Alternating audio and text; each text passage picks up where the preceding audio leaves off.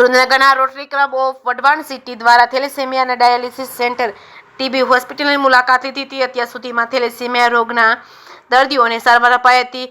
દર્દીઓના ડાયાલિસિસ થઈ રહ્યા છે. Surendranagar rotary club of Wadhwan city દ્વારા પત્રકાર લોકોને શિવ શાહ મેડિકલ હોસ્પિટલના થેલેસેમિયા સેન્ટર તથા ડાયાલિસિસ સેન્ટરની રૂબરૂ વિઝિટ કરવામાં આવી હતી. Rotary club of Wadhwan city તથા શિવ શાહ મેડિકલ કોલેજના સહયોગથી શિવ શાહ મેડિકલ હોસ્પિટલમાં થેલેસેમિયા દર્દીઓને વિનામૂલ્યે તેમજ ડાયાલિસિસ દર્દીઓને સેવાના ભાગરૂપે કામ કરી રહેલ છે. થેલેસેમિયાના રોગના ભોગ બનેલા નાના બાળકો દર મહિને બ્લડ ચડાવવામાં આવેલ છે. તેમજ સવારે ચા નાસ્તો, બપોરે ભોજન કરવામાં આવે છે. થેલેસેમિયા દર્દીને આજ સુધી રોટરી ક્લબ દ્વારા 13,390 દર્દીઓને સારવાર લઈ ચૂક્યા છે. દર વર્ષે 602 થી વધુ દર્દીઓ તેમજ મહિનાના 22 થી વધુ દર્દીઓને રોટરી ક્લબના નેજા હેઠળ સારવાર કરી રહ્યા છે. રોટરી ક્લબ અને શિવ શાહ મેડિકલ હોસ્પિટલના સહયોગથી કિડની ડાયાલિસિસ પણ કરવામાં આવે છે. મહિનામાં 171 થી વધુ વર્ષ દરમિયાન 5,293 અને આજ દિન સુધીમાં ટોટલ 29,796 દર્દીઓને ડાયાલિસિસ થઈ રહ્યા છે. જે કેસ ગુજરાતી સાથે મહેશ વાચા, સોમનાથ.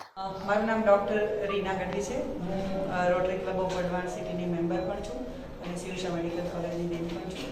અહીંયા શિવ શાહ મેડિકલ કોલેજમાં 3 પ્રોજેક્ટ, પરમેનન્ટ પ્રોજેક્ટ ચાલે છે rotary club of Wadhwan city તરફથી.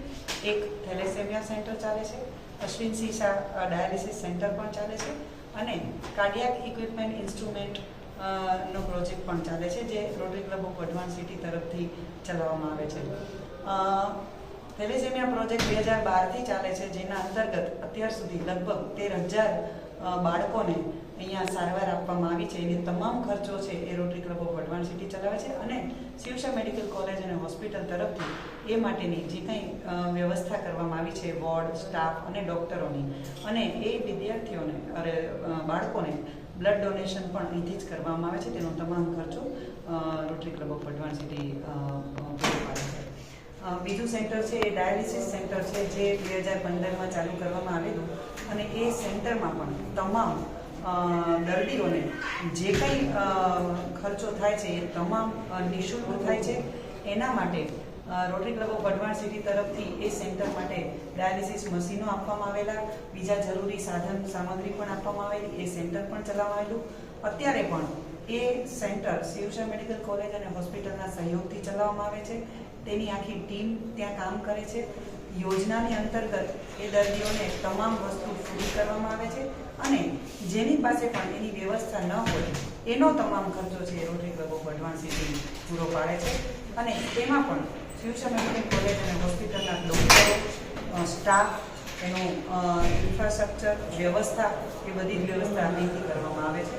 અને કાર્ડિયાક સેન્ટર જે છે અહીંયા, જે શારદાબેન ગોવિલાલ ગોરાના પરિવારજનો તરફથી કરવામાં આવેલું, એના અંતર્ગત 3 વિભાગ, ઓપીડી વિભાગ, કેથલેબ વિભાગ, ઓપરેશન થિયેટર અને આઈસીસીયુ વિભાગમાં જે કંઈ જરૂરી સાધન સામગ્રી, ઇક્વિપમેન્ટ, ઇન્સ્ટ્રુમેન્ટ હતા એ rotary club of Wadhwan city તરફથી ડોનેશન કરવામાં આવ્યા છે. અને 2017થી આ આખો વિભાગ, હૃદયરોગ વિભાગ ચાલુ કરવામાં આવ્યો છે. એ જે તે વખતે સુરેન્દ્રનગર જિલ્લા ખાતે આ પ્રથમ વિભાગ હતો અને આ વઢવાણ સિટીના હોદ્દેદારો, ગવર્નર રુજિરભાઈ, આશીષ અજમેરા, પ્રશાંતભાઈ અને એ વખતના પ્રેસિડેન્ટ અને અત્યાર સુધી જે કંઈ હોદ્દેદારો છે એ ખૂબ સારી રીતે આ સેન્ટર ચલાવે છે. અહીંયા દર્દીઓ, ગરીબ દર્દીઓ છે જે જિલ્લાના, જે લોકો માટે બહુ અગત્યનો 1 કલાકનો સમય હોય છે, એને ખૂબ સારી અને ઝડપી સારવાર આપી શકાય છે અને ઘણા બધા દર્દીઓ એનો લાભ લે છે અને ખરેખર આ એક ખૂબ સારું કાર્ય અહીંયા કરવામાં આવે છે. રોટરી ક્લબ ઓફ વઢવાણ સિટીના પ્રેસિડેન્ટ બોલું છું. Rotary club of Wadhwan city દ્વારા ઘણા બધા પ્રોજેક્ટો છે જે પરમેનન્ટ પ્રોજેક્ટો તરીકે ચાલુ છે. જેમાંનું આ એક થેલેસેમિયા સેન્ટર છે. થેલેસેમિયા સેન્ટર છેલ્લા 12 વર્ષથી કાર્યરત છે. આ સેન્ટરમાં અત્યારે 85 જેટલા પેશન્ટો છે જે રજીસ્ટર્ડ થયેલા છે. એમાં બાળક જ્યારે આવે છે ત્યારથી એનો જે ખર્ચો જે છે એ બધું rotary club of Wadhwan city અને સાથે સાથે શિવ શાહ મેડિકલ કોલેજના સહયોગથી આ કાર્ય કરવામાં આવી રહ્યું છે. આમાં જે કંઈ બાળકો આવે છે, પાટડી, સચાણા, લીંબડી, આવા આજુબાજુના ગામડાઓમાંથી બધા આવે છે અને આ જે સેન્ટર ચાલી રહ્યું છે તદ્દન નિઃશુલ્ક ચાલી રહ્યું છે.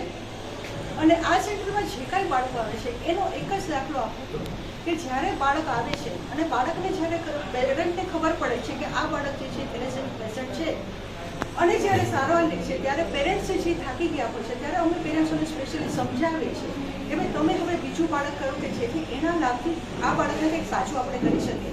અને જ્યારે બીજી પ્રેગ્નન્સી રહે છે ત્યારે એનું 2 થી 2.5 મહિના થાય ત્યારે એનો રિપોર્ટ કરાવવામાં આવે છે. એ રિપોર્ટમાં જ્યારે ખબર પડે કે આ બાળક છે નોર્મલ છે, પછી બાળક આગળ આવે છે. અને અત્યારે આમાંના અમારા 2 પેશન્ટ એવા છે કે જે આ વ્યક્તિ નવું બાળક લાવી અને આગળનું જે બાળક થેલેસેમિયા છે એને ફાયદો રપ કરે છે.